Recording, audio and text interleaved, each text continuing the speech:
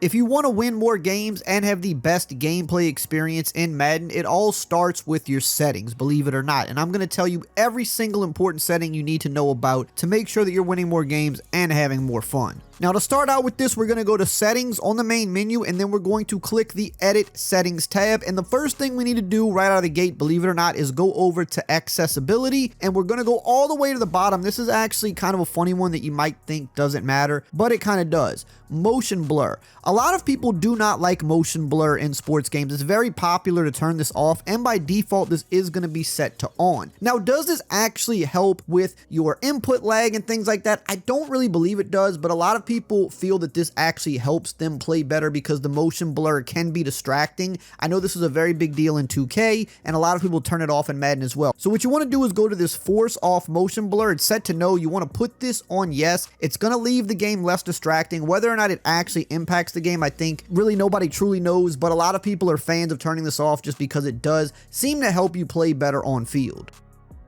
Now, there's another important setting that is somewhat similar to this, and what we're going to do is tab all the way over to graphics. It's the last tab on your settings menu. Now, we have performance mode. You could have this to favor visuals, you could have it to favor resolution, you could have it to favor performance. Now, of course, a lot of people by default have this on visuals or on resolution because, yes, it does impact the graphics a little bit, but it's very minor. You really want this on favor performance. This is going to definitely help you to have the best performing game on field. It's going to minimize input lag, whereas if you're favoring the visuals and stuff like that, you're not going to have the exact top tier performance that you're looking to get out of the game. Hey, if you're still here at this point of the video and you're finding value out of it, I would just ask that you go ahead and subscribe. It really does help support the channel a ton, and it'll help keep you up to date with all of the latest and best Madden tips. The next thing we want to look at is game options. This is going to be a very important part of your settings menu because there are a lot of important settings here that you need to know about. Now, one of the first things we need to talk about is passing type. This is one of the most debated things in Madden. You have placement and accuracy, you have classic, which I don't really recommend using, you have revamped passing, which will give you a little bit better ball trajectory, which is true,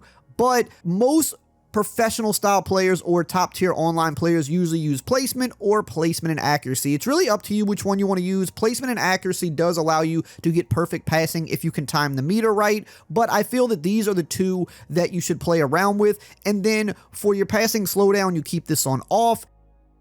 Here is something that has changed throughout the years. Pass lead increase, most people would usually leave this to none, and you can still do that. That is a fair option, but small is kind of the preferred option now in Madden because it gives you just a little bit better pass leading. So I would say play around. You could go with none or small, but I would suggest putting this on small. For your reticle speed, I feel like 7, which I believe is default, has always been the best. Some people put it on 3, 5. Some people go all the way up to like 12 or 13. I honestly think 7 is the best sweet spot for this, and that'll be the best for you as a beginner all the way up to a pro level player. And real quick, I did want to mention that we have officially partnered with Civil.gg. If you're looking to win more games in both Madden 26 or College Football 26, you need to check out our website, Civil.gg. We have full offensive and defensive guides that'll actually help you win more games, and weekly new content that's built for players of all game modes at all skill levels. You'll be joining over 2,000 active members. 98% of them say they've won more games since joining. Right now, you can unlock access to everything you need to start winning for 30% off by clicking the link at the top of the description and using code ERIC. And now, back to the video. Next, we're going to go down to gameplay helpers. These are also very, very important. Your auto flip defensive play call should be on by default, but make sure you keep it there. You don't want to turn this off. Your ball hawk, I believe, should be on by default. You want to make sure that that stays on. Your defensive heat seeker assist, this is off by default, I believe. You want to make sure this is on. Sometimes it'll accidentally get turned off, so you want to periodically check your settings and make sure this is still toggled on.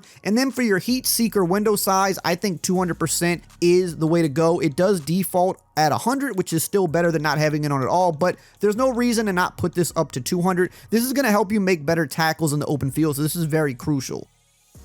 For your switch stick delay, this might be on none by default. You want to put this on slight because whether you're switch sticking or not, you do want that delay so that you accidentally don't switch stick at the start of a play. Your defensive switch assist will be off by default. You want to put this to on. This is another one of those settings that sometimes will periodically get turned off for some reason in your settings menu, so you want to check it periodically and make sure that it is turned on. Next up are the in-game settings. These are just as important as the ones you set before you get into the game. Now, we're in practice mode right here, but you would set these at the beginning of every game. So on offense, you want to open up your coaching adjustments when you're on the offensive side of the ball by pressing the right analog stick in. That brings up your coaching adjustments. Now for offense, really, you don't have to mess with too many of these. The only ones that are really important are going to be your auto base protection. This is on off. You want to always put this on base because now with this year's game, there are plays with built-in slide protection. So pretty much every play has a built-in slide of some sort, and some of them will half slide to the right or to the left, and that could leave you very vulnerable to pressure,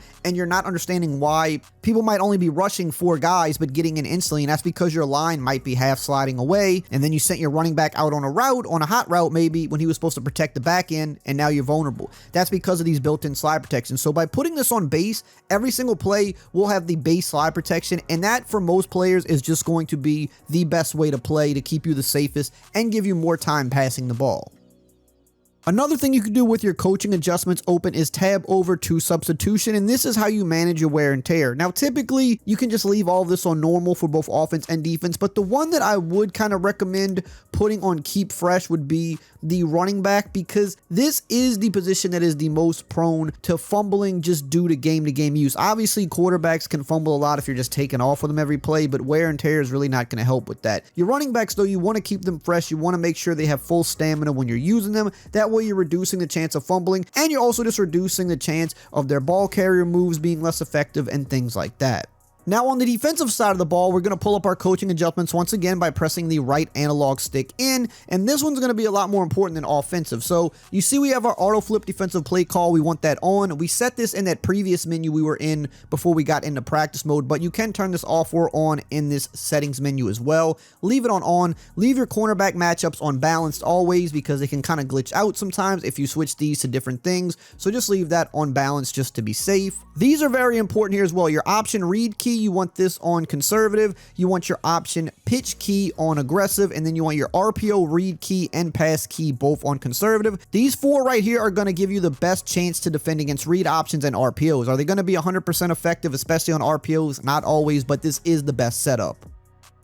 Your strip ball and tackling and your zone drops, I usually just leave these on balance and default. You could obviously change these in game depending on the down and distance and situation, but if you are a more beginner player, I think it's always best just to kind of leave these alone because you could be doing more harm than good. Now with depth and safety width here, I do think for a lot of people, putting your safety depth on close and your safety width on pinch is a good setup, because this just kind of gets them a little closer to the line and in the box. You could still defend seam streaks very well with them, but also you can defend the run a little bit better as well. So this is a really good setup that you can kind of run throughout the game, pretty much no matter what defense you're in. Now that you know about the best settings in Madden, you're halfway there. Now you want to learn about these 10 secret tips that will instantly improve your game. You can check out that video right here on the screen.